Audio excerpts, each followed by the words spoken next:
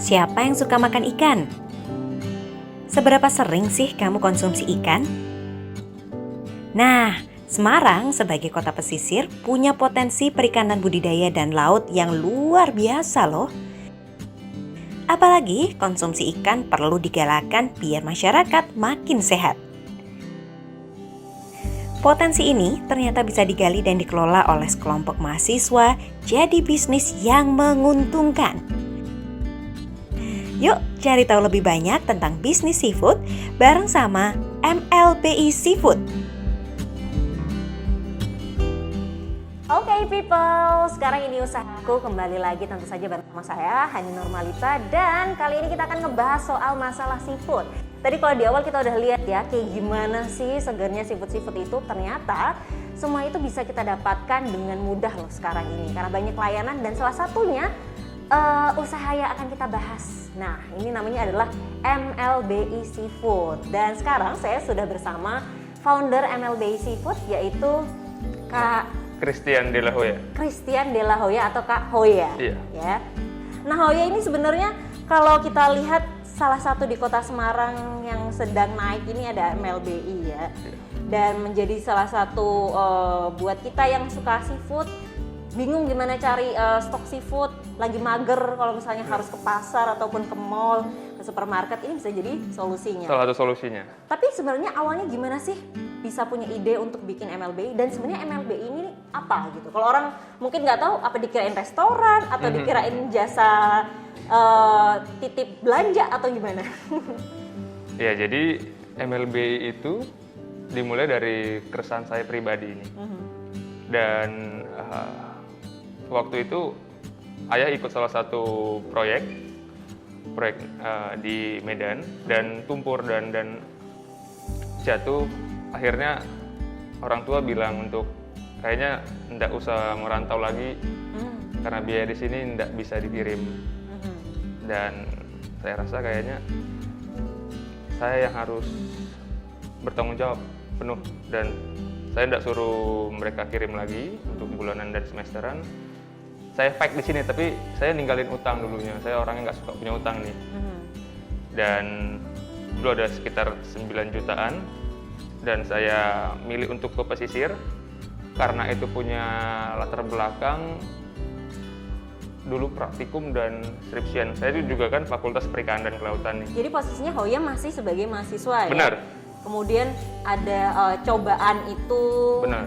Dan mau nggak mau kan tetap harus melanjutkan pendidikannya. Iya. Dengan cara harus cari uang sendiri. Cari uang gitu sendiri, ya? dan Okay. memang ya sebenarnya nggak pasti. Cuman saya try sendiri. Saya di situ nggak punya duit. Saya pinjam motor di sebelah kamar kos saya. Saya pinjam lagi duit dia 50.000. Saya fight pertama di situ, dan ternyata di tanggal 25 Maret 2020 ketika Covid sudah diberitakan pemerintah, di situ ekspor tutup ternyata. Itu salah satu keberuntungan saya sih. Ekspor tutup, dan harga barang-barang ekspor, produk-produk ekspor itu murah-murah. Dan saya mulai untuk jual door to door ke Semarang Kota, dan puji Tuhan 3 bulan kurang utang lunas dan saya bisa biayain hidup saya sendiri. Wow, 3 bulan ya? 3 bulan. Ini tanpa perlu menghubungi yang Anda butuh uang gitu? Oh, enggak ada. Pinjaman online dan pinjaman lain-lainnya enggak, karena memang dari keluarga diajarin untuk survival sendiri. Oke, ini keren banget sih. Jadi mahasiswa yang sedang berusaha untuk survive di tanah rantau, kemudian dari pengalaman praktikum, channel-channel itu di apa ya? Di follow up. Iya. Kemudian dijadikan satu usaha yang kemudian akhirnya bisa mengentaskan dari hutang itu ya. Jadi awalnya setelah dari keinginan untuk bisa survive dan melunasi hutang, terus setelah itu masih lanjut kan bisnisnya? Masih Nah, apa lanjut. yang bikin ingin itu terus berjalan? Yang pertama niatannya cuma mau bayar hutang. Terus setelah itu saya melihat peluang, tampaknya di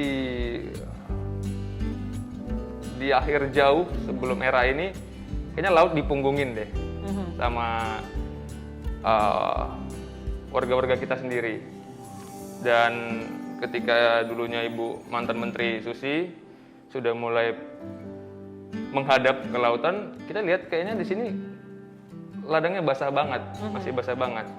Karena banyak porsi-porsi yang kita sebagai pengusaha sendiri untuk bisa mengisinya. Misalnya kita cuma tahu seafood ada di pasar atau di modern market, yang tidak usah saya sebut namanya. Tapi kita lihat coba yang untuk menghubungkan antara customer dan supplier dengan era teknologi sekarang. Bisa dari pesan dari GrabMart, bisa pesan dari kita langsung WA, dan kurir juga sangat banyak sekali sekarang. Di sana saya lihat ada kesempatan, Peluang ya. ada peluang. Tapi sebenarnya kalau dari Hoya sendiri, dari awal memang memiliki ketertarikan di bidang perikanan ini, kemudian dilanjutkan dengan ngambil jurusan, terus habis itu bikin usaha yang berhubungan atau gimana? Oke. Passionnya memang di sini? Historis sekali ya pertanyaan-pertanyaan kita ya, Kak ya. Jadi awalnya itu saya coba Akmil di 2015 dan kalah. Terus Undip ini sebagai pilihan terakhir karena ini undangan dulu. Jadi intinya saya nggak suka kuliah. Oh iya. Yang pertama. Terus untuk perikanan di keluarga baru saya. Terus apakah ini punya prospek ke depan? Saya belum tahu. Saya belum tahu karena saya perantau. Dan setelah kesini pun, apakah sudah senang perikanan? Belum juga. Iya. Cuman yang saya lihat opportunity-nya, kesempatannya ada di sini. Dan kayaknya kita harus belajar untuk mencintai apa yang kita tidak terlalu suka untuk meng-scale up kita sih kayaknya. Oke, tapi itu sebenarnya salah satu jiwa-jiwa entrepreneur banget tuh, harus punya kayak gitu ya. Nah, kalau kemudian akhirnya punya usaha, memang pengennya punya usaha sendiri, atau sebenarnya juga pengen kerjaan yang lain nih, tapi ya karena kelihatan rezekinya di sini ya udah dijalanin aja. Ya untuk sekarang, saya kepikirannya untuk usaha sendiri, itu alasannya di era begini itu sudah terlalu banyak bertumbuh startup misalnya, atau pengusaha-pengusaha muda, UMKM yang sudah diperhatikan. Kayaknya next 5 tahun atau 10 tahun ke depan lahan untuk bekerja ada di sana. Jadi balance antara yang negeri dan yang swasta, biar negara kita juga bisa maju. Dan salah satunya ini yang membangun di bidang swastanya itu ya. Swastanya di perikanan ya. Baik, nah terus kalau untuk MLBI sendiri sebenarnya kita sebutnya apa ya? Apakah ini berawal dari startup juga atau mau dibikin ke arah sana atau supplier aja atau gimana? Awalnya kita coba nanti kembangin semaksimal mungkin, dan sebenarnya sudah ada titik terang kecil. Kita tampaknya mau diarahkan ke startup. Oke. Tapi ini sudah prospeknya aja udah mulai kelihatan nih ya. Semoga nanti Amin. jalannya untuk lanjut ke startup makin lancar. Terus tadinya perjuangan Hoya sendirian atau kemudian ada teman seperjuangan nih? Oke. Jadi setelah 4 bulan, saya pikir kayaknya saya nggak bisa kerja sendiri nih. Utang udah lunas nih.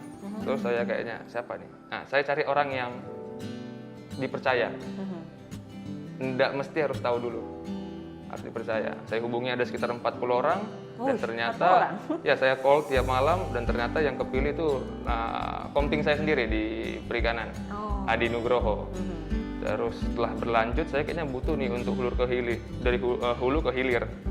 Saya cari untuk divisi budidaya, ada teman saya juga, Rejon. Terus kayaknya udah mulai manajemen nih, penting nih. Saya ajak juga teman saya, anak teknik, itu James. Saya kayaknya butuh nih orang produksi. Karena kalau kita yang kerja semua, siapa yang pergi ke mitra, siapa yang pergi ke dan lain-lain. Kan saya perlu deh, saya calling dari 40 itu yang ketemu ada 4, satu lagi yang terakhir ada Andre Gusto. Oke, jadi dari awalnya sendirian kemudian membentuk tim manajemennya dan juga sendiri, sistem ya. Iya, sendiri. Oke, baiklah. Setelah ini giliran kita juga bakal ngobrol sama partner dari Kak Hoya ini ya, yang jadi co-founder dari MLBI Seafood. Jadi jangan kemana-mana, tetap bersama kita di Ini Usahaku. Terima kasih Anda masih bersama kami. Bagi Anda yang pernah datang ke kota Semarang pasti kenal dong dengan jajanan tahu gimbal dan juga tahu pong.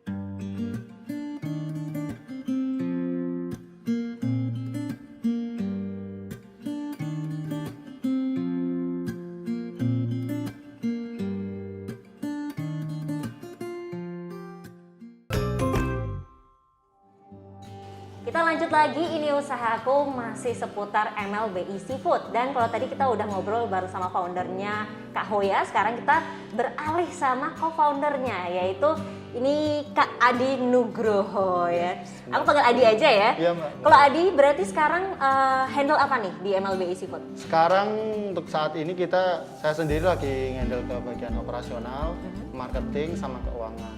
Jadi keuangan saya yang megang, semua transferan pembelian masuk ke ATM saya, terus terkait manajemen operasional juga saya yang ngatur, terus marketing juga ada beberapa insight dari saya gitu. Samping Hoya juga bantu juga. Wah, banyak juga ya Iya. yang dipegang. Nah, tapi awalnya gimana sih Adi bergabung di MLBI Seafood ini? Awalnya dulu karena punya rasa yang sama dulu waktu kuliah kan, karena partner juga di organisasi, teman curhat gitu, teman bikin proyek kecil-kecilan, terus iseng-iseng dulu Mbak gitu. Gimana kalau bikin usaha gitu, dulu sempat jualan lele, kita bibit lele gitu. Terus saya udah lulus, udah kerja, masuk perusahaan juga, perusahaan pakan ikan gitu. Terus sempat juga kerja 3 bulan. Nah dari situ tiap malam saya dikontak sama Hoya Mbak. Oh ya.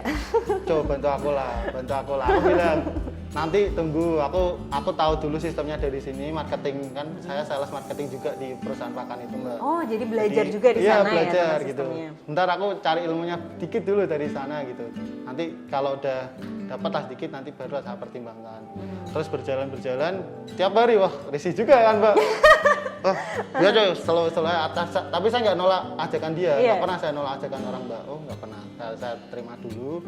Terus satu momen saya dipulangkan atau dirumahkan lah gitu sama perusahaan karena Udah nggak kerja lagi, baru 3 bulan fresh graduate Iya. kerja langsung di rumah. dirumahkan, cuman konteksnya nggak putus kerja ya Mbak ya. Jadi tetap kerja ngoling petani dari rumah gitu. Pak, pakannya gimana, ikannya gimana gitu. Terus tiap hari ngoling terus, wah kalau gini di rumah ya budrek gitu. Terus diajaklah sama Hoya, yuk jualan aja lah kita. Terus di pagi saya laporan dulu ke perusahaan, siang saya langsung ke lapangan. Sampai Dua-duanya malam. jalan ya berarti? Iya jalan. Terus selama 2 bulan berjalan. Terus wah kayaknya aku harus milih nih gitu. Terus sempat dapat pertentangan juga nih dari keluarga Mbak gitu. Oh, iya? Saya coba nyakinin keluarga, padahal udah digaji tetap kok kamu keluar gitu. Usaha kan juga masih naik turun, kamu juga nggak tahu basicnya usaha gitu kayak gimana kan. Terus saya bilang ke orang tua, beri saya kesempatan mah gitu. Saya masih muda gitu, karena peluangnya sangat terbuka nih di sini gitu. Nggak apa-apa lah saya dikatain jualan ikan gitu, nggak masalah gitu. Orang sama keluarga sendiri dikatain, Iya. iya. Sama nenek saya sendiri itu sedih loh Mbak. Dengar saya kirain jual ikan kayak di pasar itu. Aduh, dia Cuman udah nggak tahu. mahasiswa, lulus sarjana jualan ikan Iya, gitu kan. itu, Mbak, Oh, gitu. oke. Terus ya udahlah nggak apa-apa lah Nek gitu. Ya udah terus dari situ bantulah ya dari awal kan, karena kenal juga sama mitra-mitra kita. Nah tuh titik puncaknya itu ketika kita door nawarin nggak sengaja, awalnya mau nyari styrofoam nih Mbak, buat packaging pesanan kan.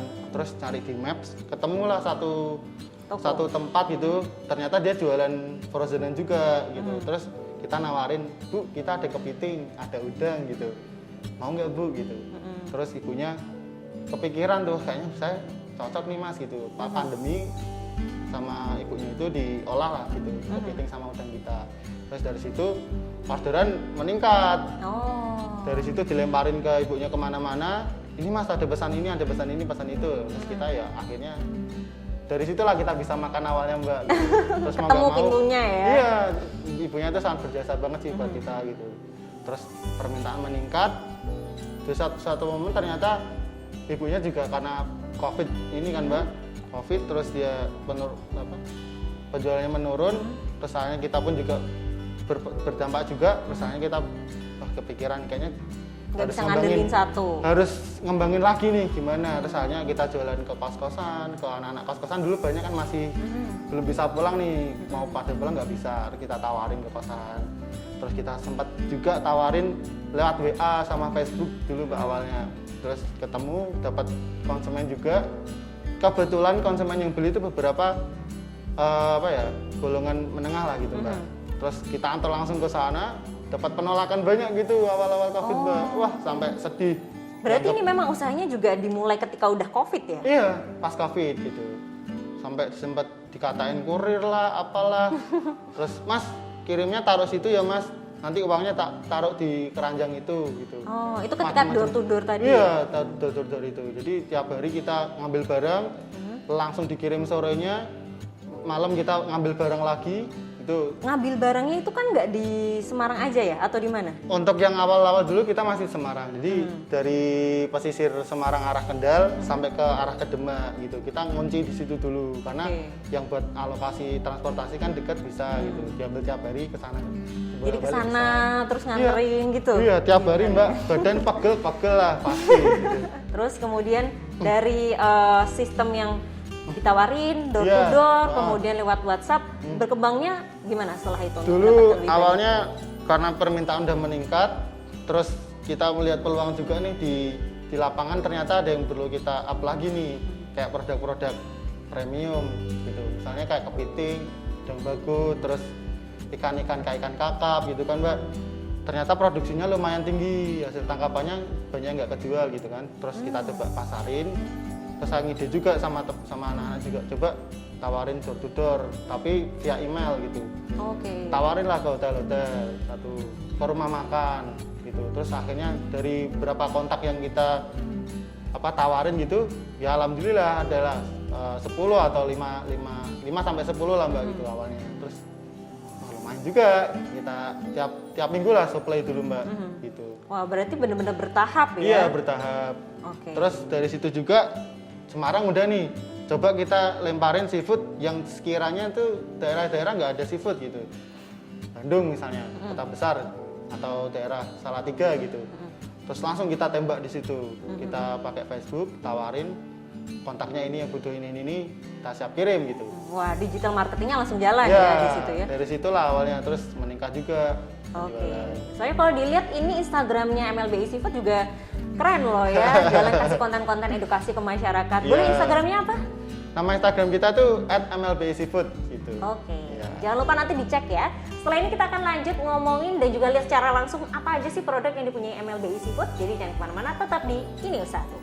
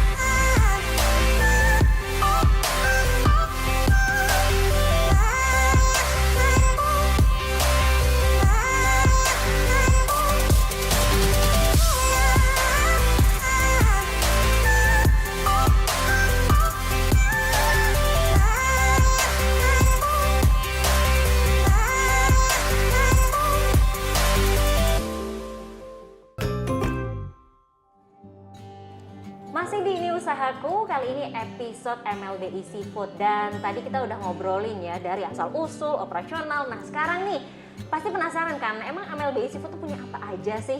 Ini dia, tada! Adi, ini ada apa aja yang ada di MLBI Seafood? Ini sekarang kita kebetulan yang di display ini ada cumi-cumi, terus udang faname, gurita, ada kerang juga, kerang hijau, ada kerang tiram juga, ada filet dori. Ini beberapa contoh aja produk kita. Dan masih banyak lagi, ada ikan kakap, kemudian ada kepiting juga gitu. Kalau kepiting kita jual itu. Berarti untuk ikan laut, tawar juga ada? Tawar ada. Jadi untuk saat ini kita all semua kita jual mbak gitu. Terkait seafood entah di tawar entah di laut. Tapi kalau untuk target marketnya sendiri sebenarnya yang disasar seperti apa sih? Kalau sekarang karena lagi pandemi ini mbak, kita lebih segmennya ke konsumen rumah tangga gitu, end user. Makanya kita mencoba rebranding produk, kita kasih kemasan baru dengan packaging box seperti ini, ya tujuannya mempermudah konsumen buat pengolahan gitu. Jadi sebelumnya nggak pakai kayak gini? Iya, sebelumnya masih plastik biasa gitu, Oh. kayak kantong kresek bening putih itu dulu mbak. Oke, tapi emang lebih praktis, Iya, enak benar. juga nyimpennya. Yes. Oke, nah terus kemudian kalau untuk harga mulai dari berapa? Harga untuk range kita dari harga 30 sampai harga 50 per boxnya gitu. Minimal pembelian? Minimal pembelian per box. Karena per box ini untuk berat sekitar setengah kilo. Setengah kilo ya. Yes. Dan bisa didapetin lewat mana aja untuk pesannya? Dari saat ini ya mbak ya, dari WA, kontak WA personal kita ada. Jadi admin, jadi pengelola admin kita ada kontak personalnya. Terus Tokopedia kita ada, GrabMart juga ada. Nah ini mau buka lagi nih, ada dapat tawaran dari Shopee Food juga menunggu launchingnya. Berarti daerah mana aja nih konsumennya MLBI Seafood? Untuk saat ini kita lebih fokus ke penjualan di Kota Semarang aja sih mbak. Iya. Tapi kalau untuk online-nya bisa sampai mana?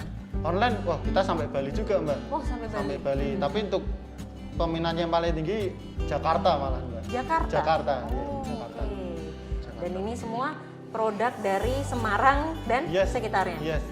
Kalau untuk ini kan ngambil di nelayan, Yes. dari tangan pertama langsung. Ya. Ada yang produksi sendiri juga? Untuk produksi sendiri kebetulan yang udah kita jalani itu udang bagu, udang faname, kerang hijau. Yang benar-benar dari produksi kita sendiri karena kita punya tambak percontohan juga sama nelayan pesisir. Jadi ketika ada panenan kita yang ngolah, kita yang jualin juga, kita yang lempar ke market gitu. Di daerah mana itu? Untuk saat ini kita punya percontohan tambak itu di daerah Mangkang sama di daerah Karanganyar. Karanganyar dekat kawasan industri itu mbak ya. Ya gitu. Oke, ini bangga loh berarti produk dari kota Semarang, Iya, Mbak. terus dipasarin sama orang-orang Semarang juga, dan kita dapetinnya bisa lebih fresh tentu saja ya, karena di dekat kita sendiri gitu. Terus kalau keunggulannya MLBI Seafood sama tempat lain sebenarnya apa? Untuk keunggulan ya mungkin untuk penjualan seafood ya sama aja lah mungkin ya mbak ya. Cuman kita lebih mengedepankan pelayanan yang pertama, kualitas produk juga. Jadi kita ada pelayanan ketika barang yang diterima nggak sesuai konsumen atau terjadi penurunan kualitas langsung kita return gitu. Oke. Langsung kita return. Jadi kepuasan pelanggan ditambahkan ya? Untuk saat ini seperti itu. Terus kemudian karena kita rebranding ke box, ini setelah kita mapping ternyata kita satu-satunya nih mbak penjualan seafood Pakai box? di Semarang ya udah pakai box gitu. Oke. Ini jadi salah satu nilai plus juga, apalagi secara packaging ini juga lebih enak dilihatnya ya. Baiklah. Nah terus kalau untuk tadi kan ada tambak sendiri. Iya. Kalian juga panen segala macam. Iya, kita panen sendiri juga mbak dari hasil tambak kita sendiri. Gitu. Kita ada juga dokumentasinya nanti kalau mau kita sharingkan. Seru banget ya berarti. Ini nggak cuma pemasarannya aja, tapi benar-benar dari hulu ke hilir tadi itu ya. Hulu ke hilir kita mencoba menerapkan empirical science-nya itu yang dasar pengetahuan yang harus kita terapkan tuh. Oh ternyata secara pengetahuan itu seperti ini, di lapangannya ternyata ada yang beda, ada yang harus kita perlu penambahan gitu. Jadi menguatkan lah gitu. Oke, karena ini usaha dari mahasiswa, makanya nggak cuman yang dari ilmu dagangnya aja, tapi juga ilmu perikanannya Ya. diterapin di sini ya. Dan konsep kita saat ini juga pengen ke sosialpreneur juga. Kita usaha, kita bantu nelayan, membantu petani juga supaya secara grade ekonominya juga meningkat gitu. Keren banget loh ini, jadi memberikan manfaat buat Iya. orang-orang sekitar juga ya. Tapi terus gimana kalau misalnya yang namanya seafood ini kan dia musiman. Nah, Yes. untuk mengakalinya gimana tuh? Untuk mengakalinya ya ketika hasil panennya banyak, ya kita coba nerapin stocking gitu Mbak. Karena permintaan di konsumen akhir kan banyaknya udang, cumi, terus kalau ikan sih beberapa lah Mbak gitu. Untuk saat ini lebih ke udang sama cumi. Jadi ketika panenan banyak, kita stocking dulu gitu. Oke, terus kalau misalnya untuk makanan-makanan yang agak jarang nih, misalnya kayak rajungan Iya. atau bahkan mungkin salmon segala macam, Iya. itu bisa nggak request gitu? Atau sesuai dengan ready stocknya apa? Bisa request, cuman kita nggak bisa mastiin harus besok gitu nggak. Cuman kita kasih range 3 sampai 4 hari. Kita pasti bisa memenuhi permintaan. Oke, pengirimannya pakai apa tuh kalau gitu? Untuk ke konsumen rumah tangga kita ada pakai kerjasama lah dengan kurir yang udah ada kayak Grab, Gojek gitu, sama ada kurir Mr. Speedy. Oke. Ya. Nah, kalau operasionalnya setiap hari apa dan jam berapa? Kita buka setiap hari dari hari Senin sampai hari Minggu dari pukul 10 sampai pukul 17 sore.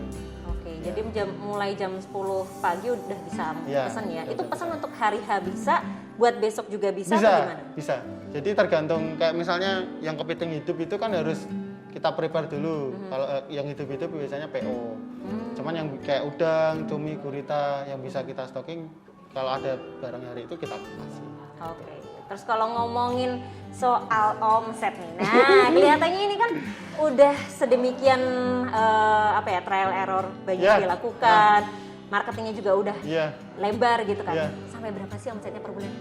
kira-kira ya belum sampai 10 juta sih Mbak. Oke. Belum sampai. Apalagi pandemi sekarang kayak gini, semua pengusaha pasti ngeluh semua gitu. Dan kita pun bersyukurnya karena mulai dari pandemi kita jadi berproses lah pelan-pelan gitu. Jadi nggak ngerasain sampai jatuh banget, nggak sampai ngerasain sampai rugi banget gitu enggak. Jadi pas lah tengah-tengah bisa buat operasional harian kita, buat makan, buat bayar kontrakan gitu. Ya, masih bisa cukup survive lah iya, ya untuk iya. usahanya ini. Berarti berapa kilo tuh? Sekitar berapa? Kalau di total sebulan ya kemungkinan sampai 100 kiloan sih Mbak. Wow, Iya. lumayan ya. Iya. Oke, dan pertanyaan terakhir, kira-kira ke depannya Iya. mau dibawa kemana nih MLB? Harapan kita pengen jadi ini penjualan seafood box pertama di Semarang, terus dengan beberapa cabang yang ada di Semarang karena potensi Semarang tuh terkait konsumsi perikanan masih rendah banget nih Mbak. Oke. Kalau berdasarkan data dari Dinas Padahal Perikanan. kita rakyat pesisir ya. Iya gitu, makanya opportunity peluang kita masih besar. Ada nggak nih opportunity buat e-people kalau misalnya mau join? Oh, ada sekali, Mbak. Jadi kita juga saat ini lagi membuka kemitraan juga bagi teman-teman atau pemirsa di rumah ya berarti ya Mbak ya. Yang mau pengen join ke kita bisa nanti kita kontak WA kita. Kita kemungkinan besar bulan Agustus ini membuka cabang gitu. Oke, Ya. kita doakan semoga Ya. semua rencananya lancar, Amin. usahanya makin berkembang dan Amin, makin Mbak. gede ya. Terima kasih Adi, Ya, terima kasih makasih juga tadi untuk juga, yang Mbak. sudah bergabung bersama kita, kasih ilmunya, kasih semangatnya, cerita-cerita inspiratif Ya. kayak gini nih yang dibutuhin kita semua, khususnya anak muda ya, biar punya semangat usaha dan daya juang yang tinggi. Dan tentu saja buat e-people yang punya usaha, boleh banget kalau pengen kita liput ya, silahkan langsung DM aja di Instagram @semarangpemkot. Jangan lupa untuk saksikan terus Ini Usahaku setiap hari Jumat jam 9 pagi hanya di YouTube channel Semarang Pemkot. Terima kasih Adi. Iya, Mbak, Saya sama-sama. Nurmalita pamit. Sampai ketemu lagi. Dadah.